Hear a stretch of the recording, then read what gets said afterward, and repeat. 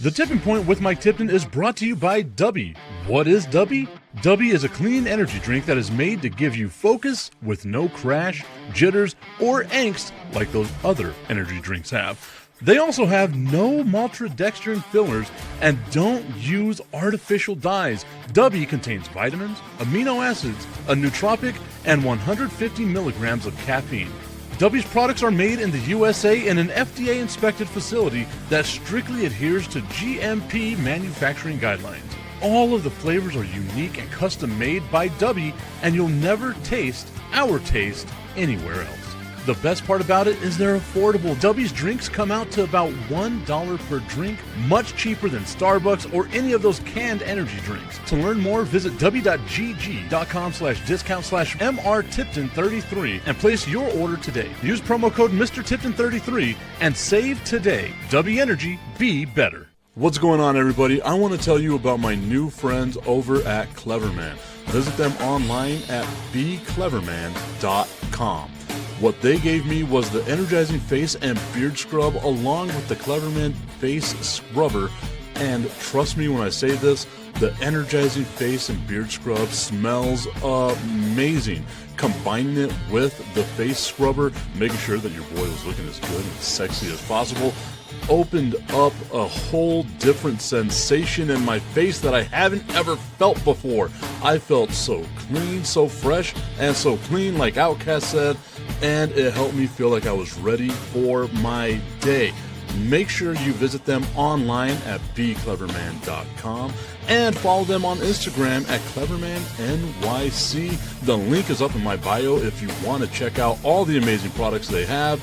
Visit them online, becleverman.com.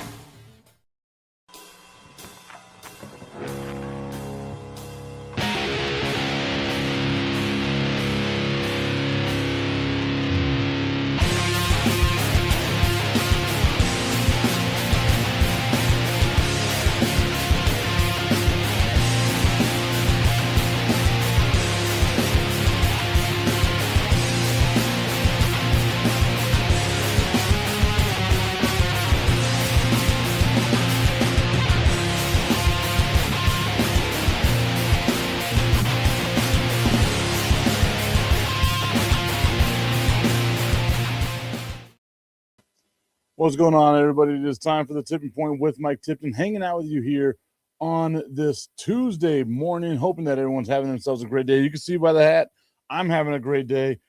The Spurs did everything they could to try to lose that game yesterday. And for me as a Spurs fan, thank God they didn't. But, man, watching that, very stressful. Again, where you get to watch how young a team is and all the stuff that they've got to deal with.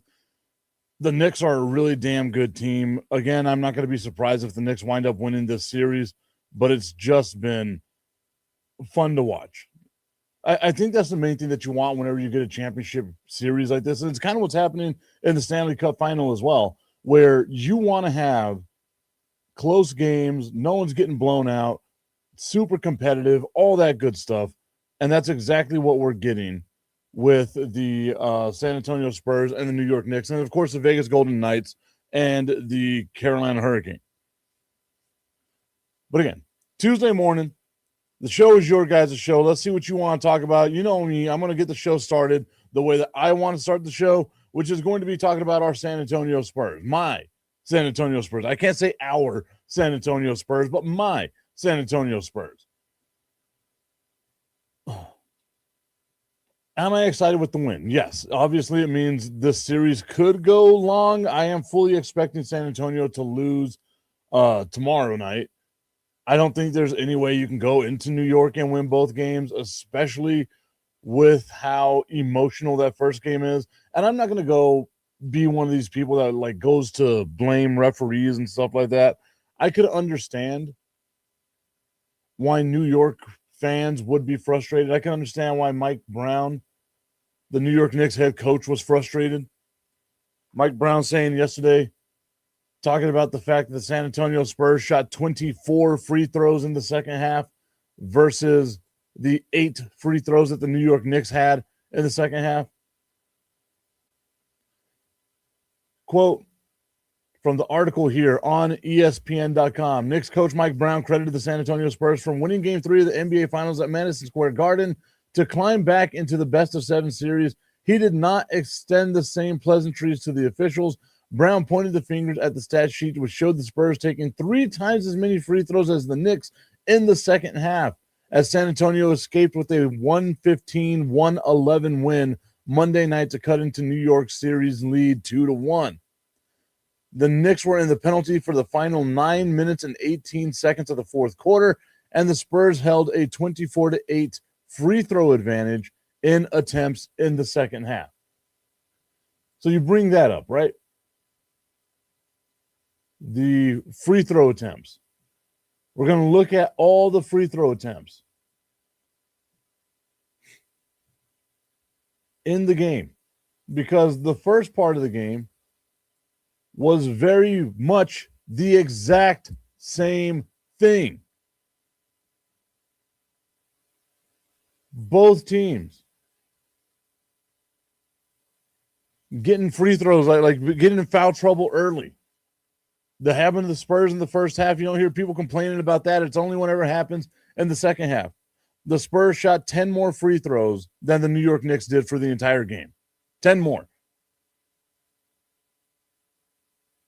I get it. Yes, it's a talking point. Yes, people can brag about it, do all that other nonsense, whatever it is that you got to do with all that stuff. Now, as far as it goes, wanting to say, okay, there was a free throw edge that gave the San Antonio Spurs the advantage, blah, blah, blah, blah, blah, fine. I get that. You expect fully the home team to get the calls, and I'm fully expecting the home team to get the calls on Wednesday, especially following the Knicks coming out here and complaining about this. It was not as egregious as what happened in Oklahoma City. It was not as blatant as what happened in Oklahoma City. You looked at each and every one of those fouls that happened whenever they show them on replay. You look at each and every single one of them, and you realize, oh, yeah, no, that's a foul. So what Mike Brown is complaining about is the referees getting it right. Should Jalen Brunson not be in foul trouble whenever Stephon Castle is running by him and he just grabs his arm and spins him around? Yes, Wemby got away with a little bit of a push. But that's what happens whenever you're a little guy going into the big guy's world. You heard Shaq talking about it. Get that little guy out of there. Brunson wants to go up and start bodying you. My favorite part about that whole part was whenever Wemby pushes him and Jalen Brunson turns around and tries to get up in Wemby's face, and Wemby just starts laughing like, what are you going to do?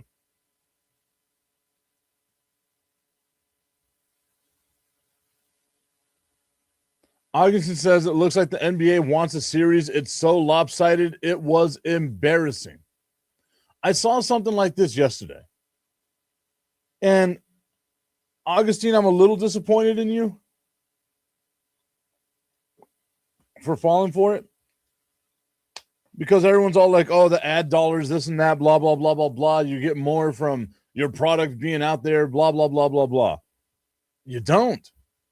You don't. You genuinely don't. All of the advertising, all of the revenue, all of the things like that outside of ticket sales and concessions for whoever the host team is, and I guess stuff going on in the team store, outside of those things, because I just mentioned it right now, the Spurs only shot 10 more free throws in the game than the New York Knicks did. Only 10 more. That's not a huge disparity. Again, every single one of those fouls, you can say, were fouls. It's not like it was knicky-knack little stuff like where you see Jalen Brunson flopping and trying to get a foul drawn or something like that with Shai Gilgeous-Alexander. Every single one of those fouls that were called were actually fouls. But it's not the free throw thing that I'm disappointed in. It's the league wants this and that, blah, blah, blah, blah, blah. Every single one of the dollars that are spent in the NBA Finals, as far as advertising goes, as far as marketing goes, as far as all that stuff goes from a league perspective, is paid for before the playoffs start, before the season starts. It's already paid for. It would be smarter of the NBA. They maximize their dollars in the NBA if it's a 4-game series. That would be what's best for them. Look at the hype that surrounds the city of New York just being in the NBA Finals. And you want to tell me that the NBA wants San Antonio to win? The ad dollars, all that stuff, it doesn't matter. They've already made their money.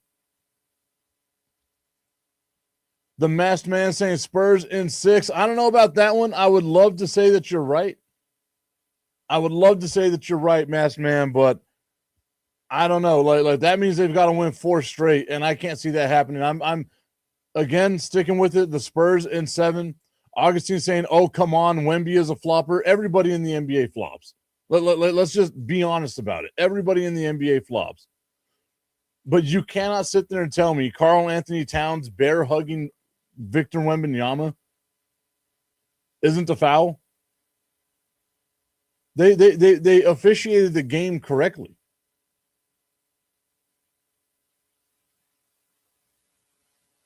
So let's look at it like this.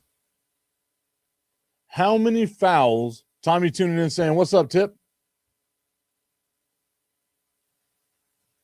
What's up? Hope that you're good, Augustine." Saying that he's just trying to get me started. We see the thing is I'm not going to get started on the game itself. Like it was right. Like it was officiated correctly. Fouls that were called in the game. Fouls that were called in the game. San Antonio had 21 fouls called on them. The Knicks had 23 fouls called on them.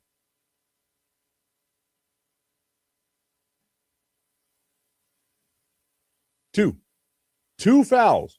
2 fouls is what separates the teams. Sure, you can say free throw disparity, but shit, man, that's what you get when you foul dudes that quick. Tommy's saying he saw plenty of fouls not called the other way too.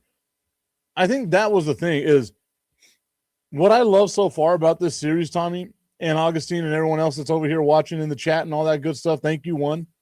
But what I've loved about this series is that they're letting them be physical. It's just that the fouls that New York had were dumb fouls, right? Like only 2 fouls was separated there. Only 2 fouls is what separated the teams there. San Antonio's getting theirs because they're driving to the basket. You've got, Wemby up in space and you elbow him while he's trying to get an alley-oop or something that's right there in front of the referee. Yeah, they're going to call that. Tommy's saying exactly what I'm thinking. Unless they're blatant, let them play. I'm with you 100% on that. Obviously, I'm saying that the second half and Wemby's push on Brunson was not acceptable. I do say that Wemby's push on Brunson should have been called. It should have been a flagrant foul. I agree with you 100% on that. I don't think it changes the outcome of the game because, again, that was in the first half of the game. New York got in foul trouble by having dumb fouls. That's simple. Again, they only committed 2 more fouls than the Spurs. The thing is that they were dumb with the way they committed their fouls. In the fourth quarter, the game gets tighter. We all know that. That's what happens in the league. Ashley saying, as an outsider watching it, I thought it was a physical game and dug it. Not as much flopping was needed because they were actually going in. I agree with that 100%. I love seeing the change in offensive philosophy whenever Victor Wembanyama's in the game versus whenever Victor Wembanyama's out of the game. It's like, yeah, we'll go to the basket, but we're not going to shoot around the basket. Like we'll dribble, penetrate, but it's passing out. Where Luke Cornett, who is a pretty decent shot blocker in his own right, he's in the game and he just starts getting abused left and right because Wemby's not there to protect the rim. Augustine saying it was a, quote, death game for the Spurs. It was. San Antonio went in there. They handled their business. Again, you see where they're super immature team shooting three-pointers at weird times, committing turnovers at weird times. I would say San Antonio's lack of discipline kept the Knicks in the game more than the Knicks being able to rely on the free throw thing, right? Like 24 free throws versus 8 free throws, I get.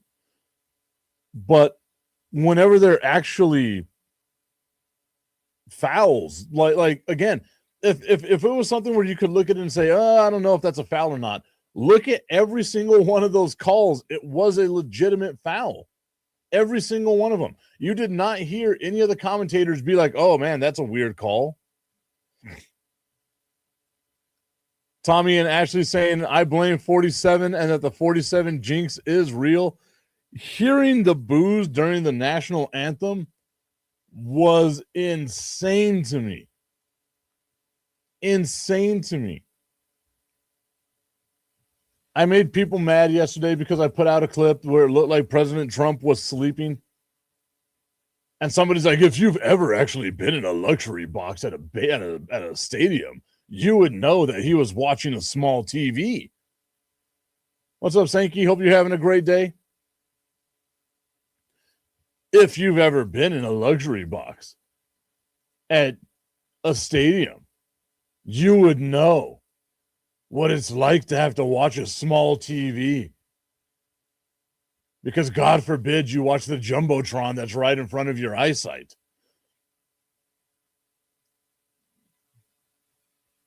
So August is saying we own luxury boxes. Come on. Exactly. Exactly.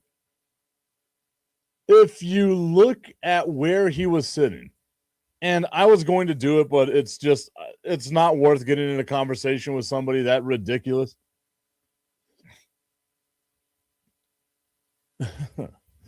If you look at where he was sitting in the box that he was in, there are not TVs in front of him, right? The TVs were in the back. That's just how it goes. Sankey says, hi, bro. What's up, bro? Hope that you're having a good time, Sankey. What about the Oval Office is what Tommy asks. 100%. That's why I said my dude can take a nap anywhere. Put that out on X because I haven't been on X in quite a while. And, of course, it takes a Cowboys fan, an anonymous person. You know, that's a thing that bothers me,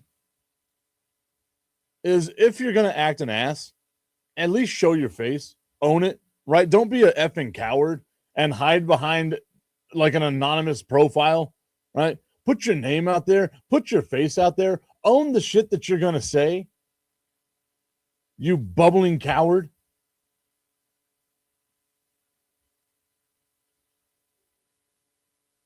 Oh, okay. I heard something happen. I was like, what the hell is going on? Something's going on out there, guys. Maybe the ghost is back. It's not the ghost.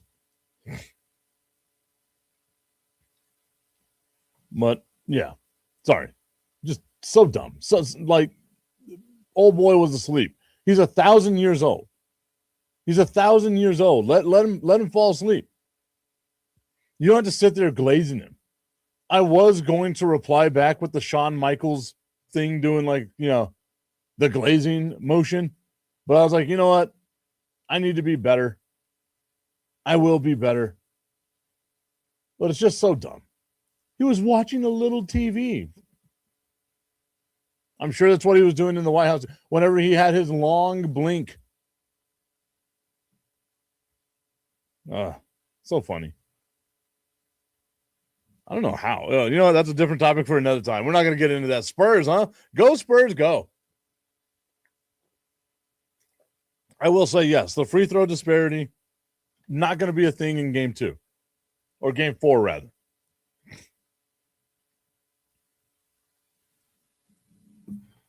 I'm going to look at something real quick. We're doing research. Hoodie's favorite thing.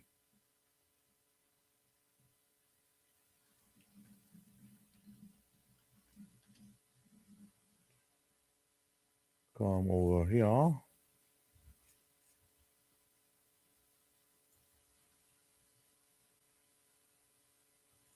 There's that.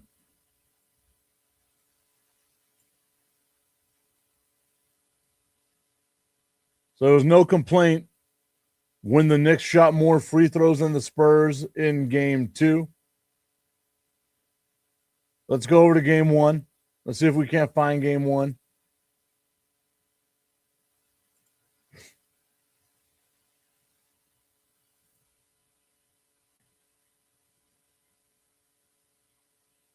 Oh.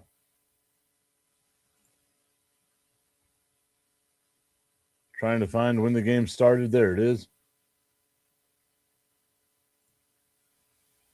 There was no complaint when the Knicks shot more free throws than the Spurs did in game 2. There was no complaint when the Knicks shot more free throws than the Spurs did in game 1. But now all of a sudden,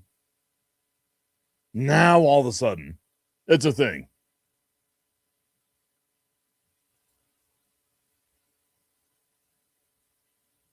And the Knicks in those 2 games have shot more free throws than the Spurs did in their 1 game yesterday.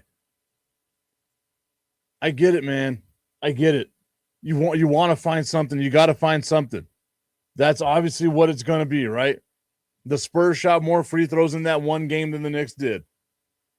Wah. Go cry about it. Augustine's saying the country wants the Knicks to win. That's wild to me because I do agree, and I said it yesterday.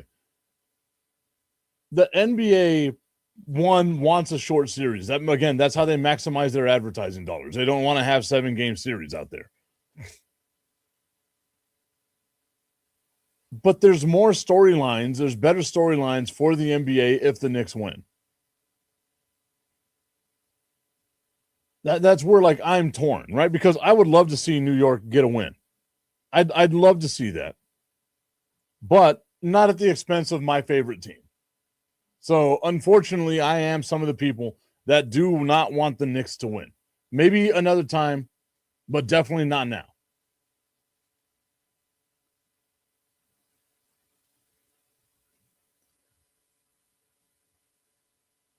I'm loving it, though.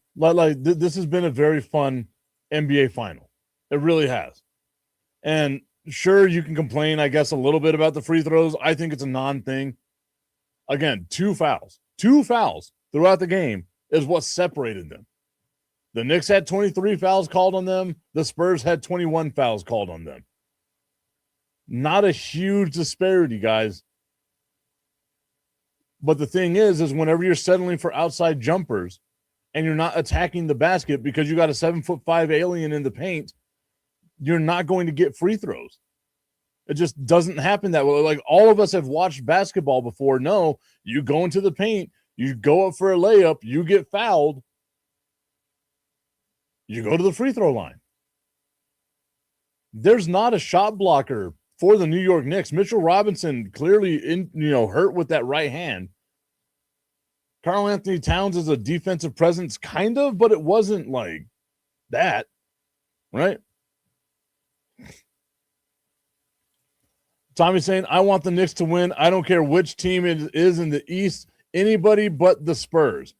And I'm with you on that, right? A lot of people, I think that's also the thing too, is all the old heads, myself included, were thinking you know what? San Antonio's got to go through the growing pains and all that good stuff. If the Spurs somehow find a way to win this series, win the NBA Finals, without going through those growing pains that we've seen every other team in the history of basketball go through, then it kind of shakes the system, right? It's a middle finger to the system. It's Rage Against the Machine type stuff. It's not normal for that to happen. It just really isn't. So if the Spurs were able to win this NBA Finals, it would be going against the grain. And I told you all yesterday, you know what my mindset is already. There's a part of me that kind of wants the Spurs to lose. One, because it'd be great to see the Knicks get a championship. They could finally shut the hell up. And 2, imagine how that motivates Victor Wembanyama. He's already a freak of nature when it comes to that type of stuff. But imagine what it does to Victor Wembanyama. Now you got the rest of the team going through that as well. Dylan Harper, this rookie. Stephon Castle in his second year. There's a lot of stuff there. Asher saying, is this the Spurs team? Is this Spurs team the first without Pop? They all look super young. Would be a great storyline for winning. Not a big basketball fan, so excuse the noob question. Yes, it is. As a matter of fact, last year was the first year that Greg Popovich did not win or did not coach the San Antonio Spurs going all the way back to 1996. So it's not a noob question at all. It's really that way, right? Like, this is only their second year with head coach Mitch Johnson. And the thing is Mitch Johnson didn't start the year last year as a Spurs head coach. It was Greg Popovich. Popovich has a stroke, I want to say like a week into the season. Mitch Johnson takes over, and it just keeps going on like that. Popovich, at the beginning of this year, announced his retirement and did his thing. Tommy Canazza saying, calm down, Tip. He's not Jordan or Kobe whenever it comes down to the way that it motivates Victor Wembanyama. The dude missed the playoffs for 2 years in his career and went to go see monks to learn how to control his body better. Spent, 60 days in a monastery in China so that he could understand his body better, so that he could learn how to meditate, so that he could learn how to be more pliable and avoid injuries, the thing that was happening to him that helped keep him out. You say he's not Jordan or Kobe. Do I need to bring up what he did to Chet Holmgren, who beat him in a 16-U World Basketball game and won the MVP? And he has hated Chet Holmgren ever since that day. And we saw in the Western Conference Finals the way that he just destroyed that man's ego. You can say he's not Jordan or Kobe, but there's a lot more Jordan and Kobe inside that man than there is LeBron James inside that man.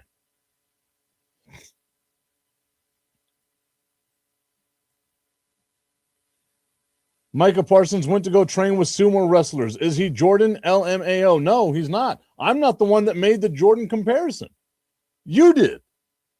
What I'm saying is, again, the things that motivate people, the things that we as fans have always asked NBA players to do, basketball players, athletes to do, Wemby does. Micah Parsons never did. We ask athletes to show us that you care, that it's not always about money. Show us that you care. Victor Wembanyama shows us that he cares. Play hard all the time. The NBA All-Star game happens. Victor Wembanyama is the only person playing hard in that All-Star game. And he starts getting into people's asses being like, yo, play this damn game right. Respect the game. That's where it's a little more Jordan-esque if we're going to make that comparison. I didn't make that comparison. You did. I just said, again, the dude is super motivated. He hates losing, which all of us should. He probably hates losing more than he likes winning. He's one of those guys. He's got that killer mentality.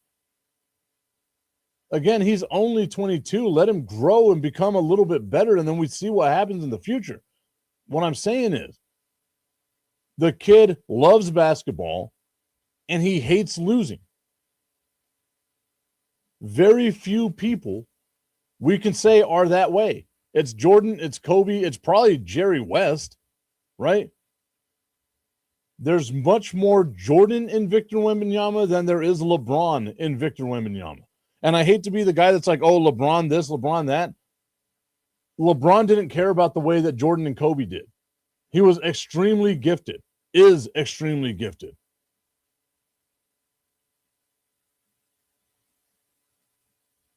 Tommy's saying, there it is. He's one of those guys, LMAO.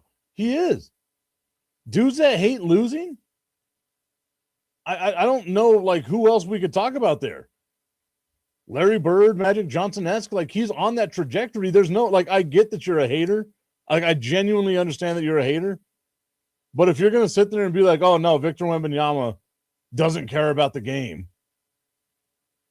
then I don't know what you're watching. Like you're just blinded by it. Again, I didn't say that he was Jordan or Kobe. You brought up the Jordan or Kobe thing. I said that, yeah, he's got the mindset like those guys do. Does he not? Like, do you not see that? Because if you don't, then that's a you thing, my dude. I got nothing but love for you. Now I feel like I might be wrong because Augustine is agreeing with me. And it's never, ever a good thing whenever Augustine agrees with you. It's mildly terrifying to me whenever Augustine agrees with me. There's only one way to make it better, and that's with just the tip. I just want to put the tip in. It's time for Just the Tip. That would make me uncomfortable. Promise that it ain't too much, but just enough. Just a tip. Just a tip. Just the tip. Just the tip. It's time for Just the Tip.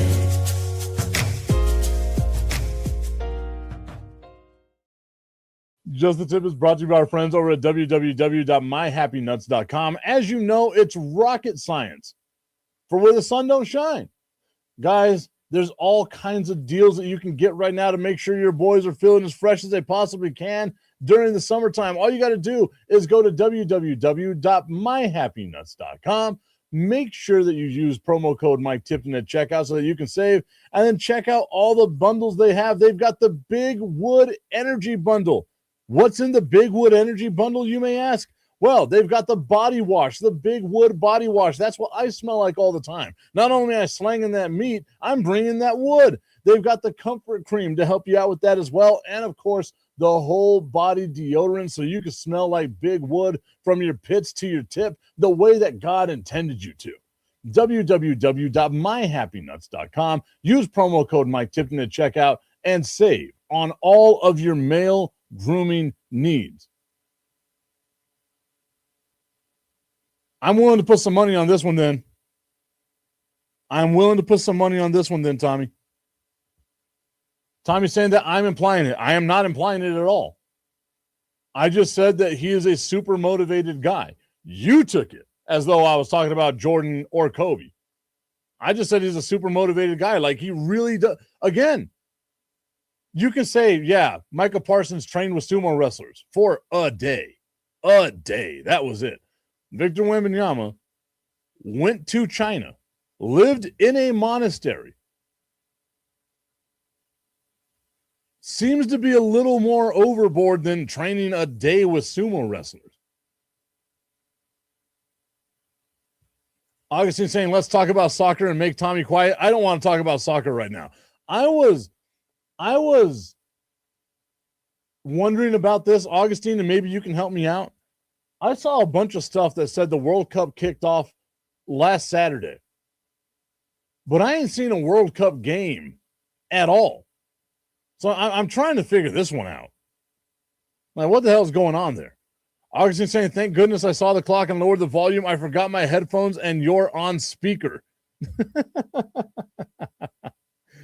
Damn, we almost had him.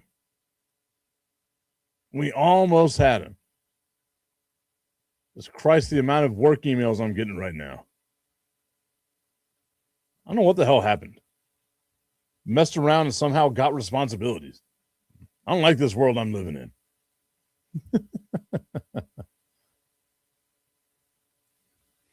Augustine says, no, it kicks off this Thursday at 1 p.m. Mexico versus South Africa World Cup debut.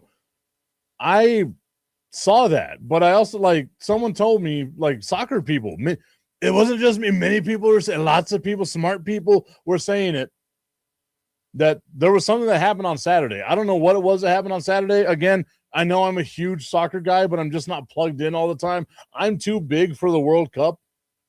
So please explain to me what had happened. Augustine saying that someone is dumb. Probably. That's what I get for going to other people for my soccer talk and not going to Augustine for my soccer talk. I just got a text from my friends right now saying, Tip, you have an excellent shot at becoming the coach of the Edmonton Oilers. Huh. Let's see what this article is about.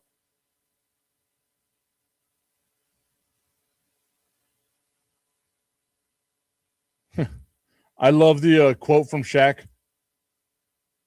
I opened up Instagram. The article didn't open where I wanted it to do, but it was the shot of Wemby blasting Jalen Brunson, and Shaq saying that's what you want to see from your big men. You got to get them little munchkins now. You got to let them little munchkins know I'm not winning by tactics. I'm busting your ass.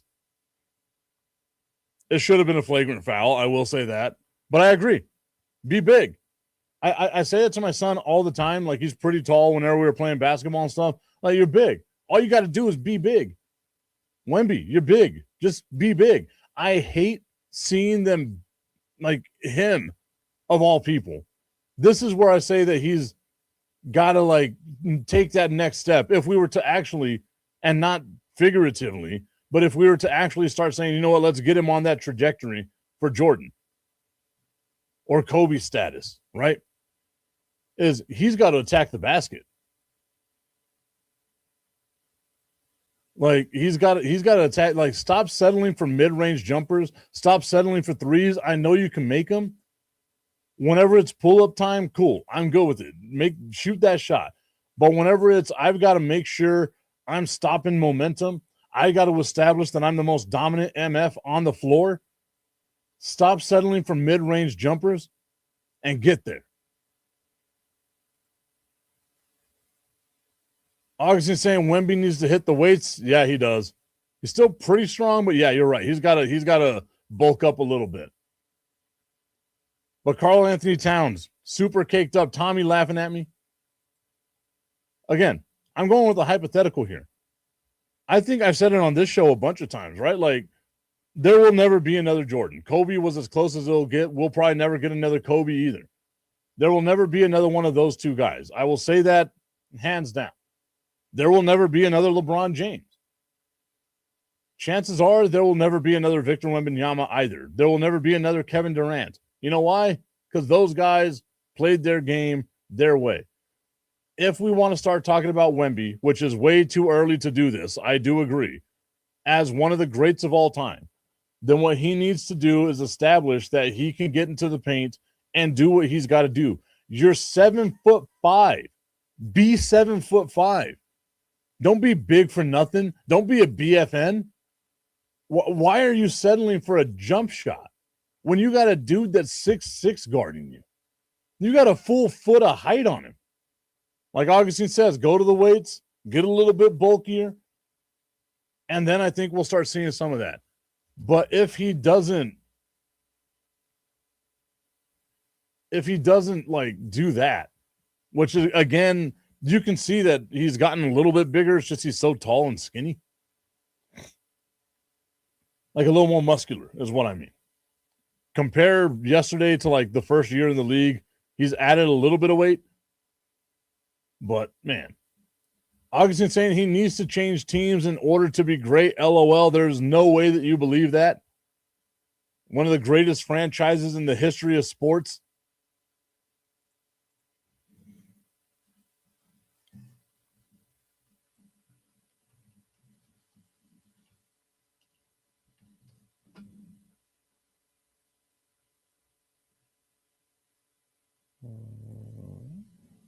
Looking up something real quick.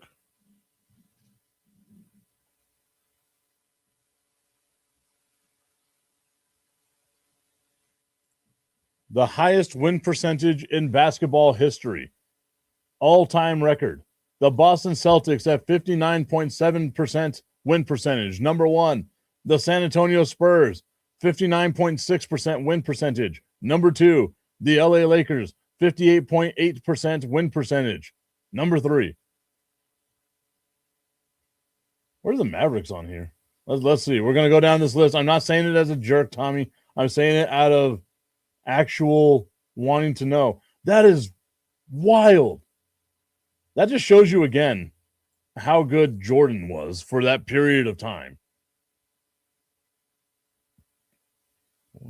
6, 7, 8, 9, 10, 11, 12, 13, 14. The Dallas Mavericks, number 14 all time at 48.4% win percentage. Under 500 all time for the Dallas Mavericks, that poverty-ass franchise.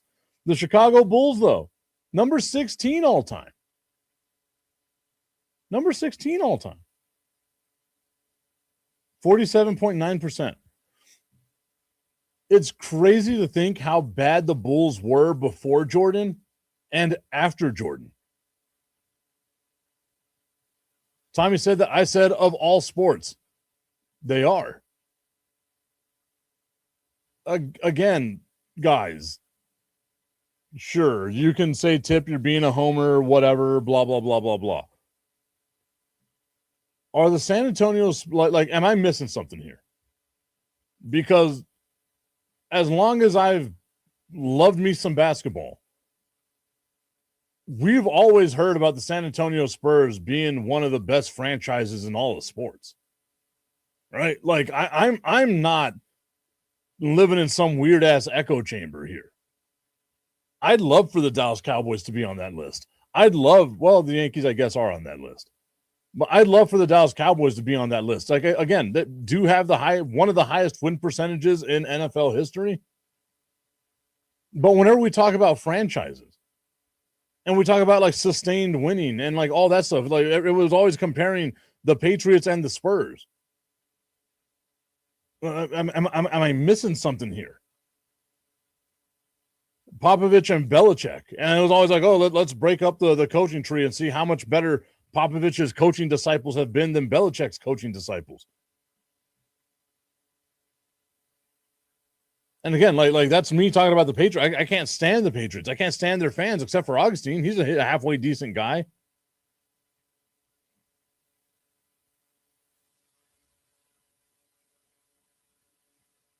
You know, I'm really genuinely thinking about that. Like, there's no way that you can look at the Spurs and be like, they're not one of the best franchises in sports. Again, like, sure, they don't have as much history as the Celtics and the Lakers, but they do have 5 championships and the second highest win percentage in NBA history. They made the playoffs 22 straight seasons. Like, or I guess it was 20 straight seasons. 20 or 21. I got to go back and look at it.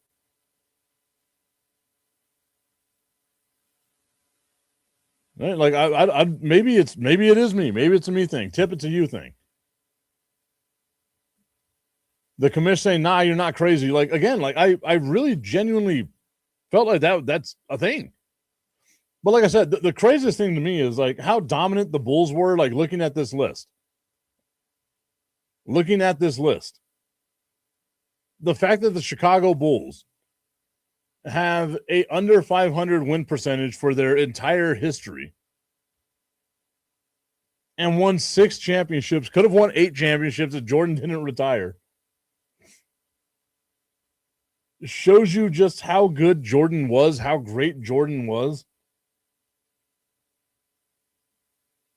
and how dominant he was, because the Bulls were a terrible franchise before him and a not so lucky franchise after him.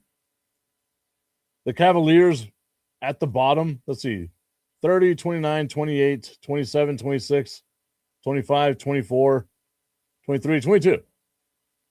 The Cavaliers, LeBron James's Cavaliers, where he did spend a lot of time, with a 45% win percentage.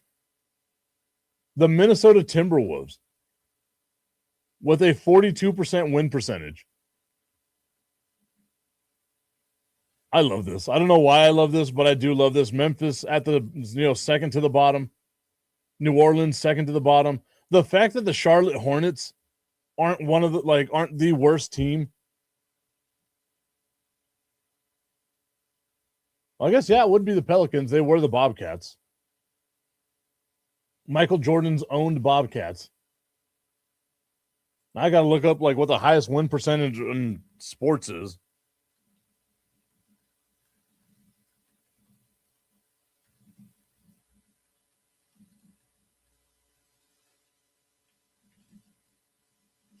We're only doing American sports because that's all we care about here.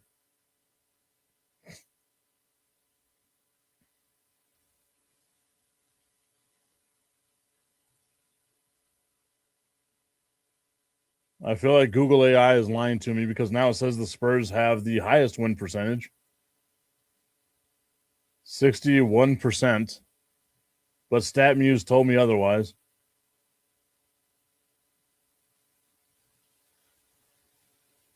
That's what happens when you do research on the fly. Augustine saying, yeah, he's crazy. Come on, Commish. So that's probably going to belong to the Golden Knights since they're on the verge of winning their second Stanley Cup and they're still a new franchise. That is true. I guess that's one thing that you got to look at too is like newer franchises that have success. Like the Diamondbacks, their win percentage whenever they first started must have been amazing, right? The Golden Knights being up there. So according to Google AI, which again, I'm not,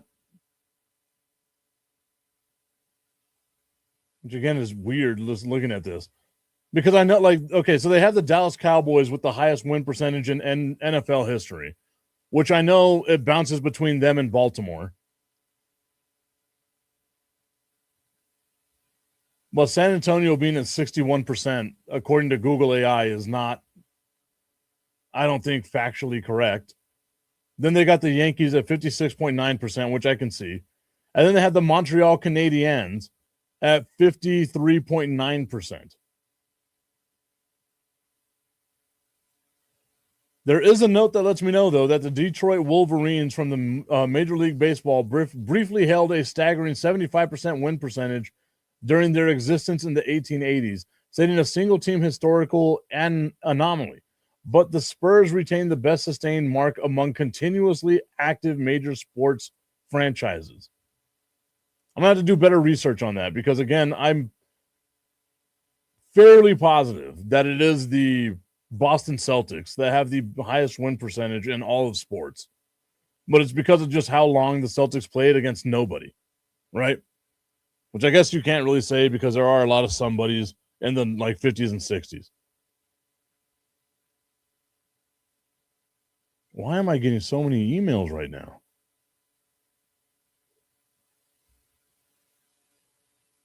Not going to read those yet.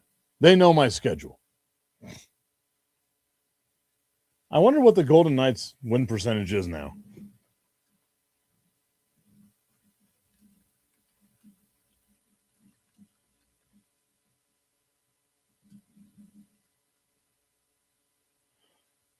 The Golden Knights are a win percentage of 57.2% all time. That's crazy. That's a brand new franchise. They broke the NHL so bad that the Kraken had to be just absolutely destroyed whenever they did their expansion draft. I love that so much. I genuinely do. Like, it's not something I should love, but I do love it so much. The Golden Knights, our favorite hockey team on this show. Although I don't think, Tommy, I don't know if you have a hockey team. I'm assuming Stars, maybe? Well, I don't know if you have a hockey team. Commish, I'm just going to go ahead and assume it's the Chicago Blackhawks. I did hear that Blackhawk is your favorite. Stanley Cup Finals Game 4 tonight in Vegas at 6 p.m. Can the Golden Knights take a 3-1 series lead? Augustine saying, people, I have to be responsible and I have a meeting at 9. Should I prepare? LOL. Of course you should, Augustine. You can prepare with me in the background. Augustine saying Black Hawk. Exactly. Yeah, the Chicago Blackhawks.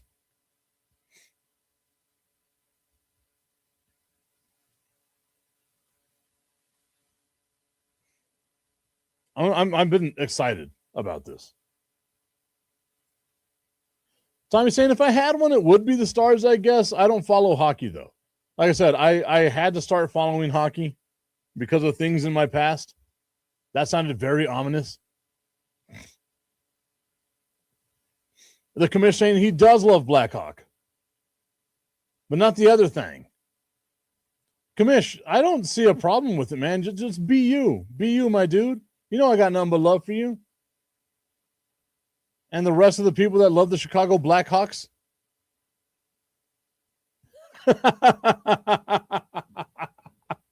Tommy's saying, thank God for that meeting. Get out. LOL. I did buy a Team USA soccer polo because there wasn't a Team Puerto Rico soccer polo. Maybe I should also buy like a Team Mexico soccer polo as well.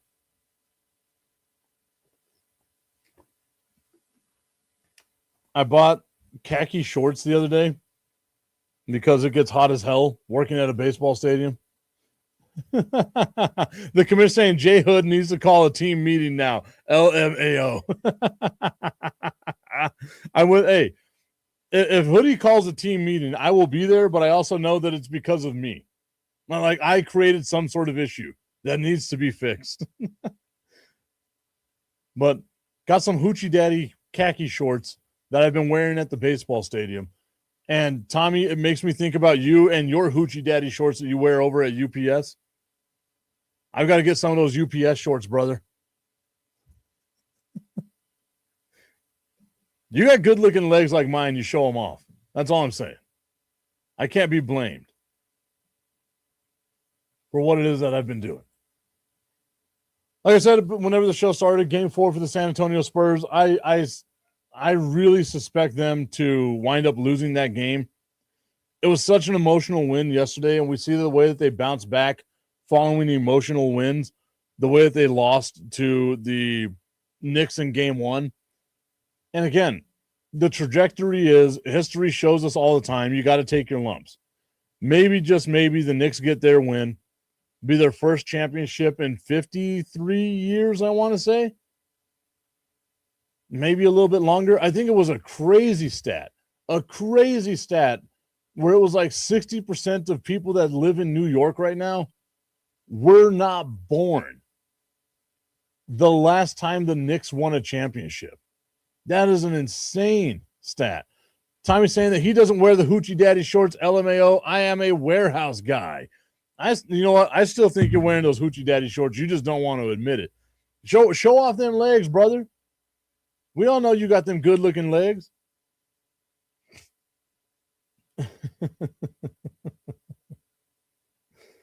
All right, guys. As always, I got nothing but love for y'all. I appreciate it so much. Remember, on Saturday, we are going to be having Fire and Ice. I'm inviting all of you out there to hang out with us as we, I don't want to say it's a memorial thing, but it's a, we're just wanting to get a bunch of people out there to show love to our guy, David Halpern, who passed away last week. We just want to get as much people out there, just have ourselves a good old time, couple of drinks, lots of food, all kinds of stuff like that for us as we go on out there at Buffalo Wild Wings, 655 Sunland Park Drive this Saturday. Hopefully I get to see some of y'all out there. Augustine's saying we need to start selling the Friday World Cup show. And then Tommy says, let's go Knicks. I'm also a big Knicks guy. I'm glad to see that, Tommy, you joined me on the Knicks side. Many people are saying Tommy loves a little 47 in his life. All right, everybody. I appreciate the love and support. Go Spurs, go. We'll see you tomorrow.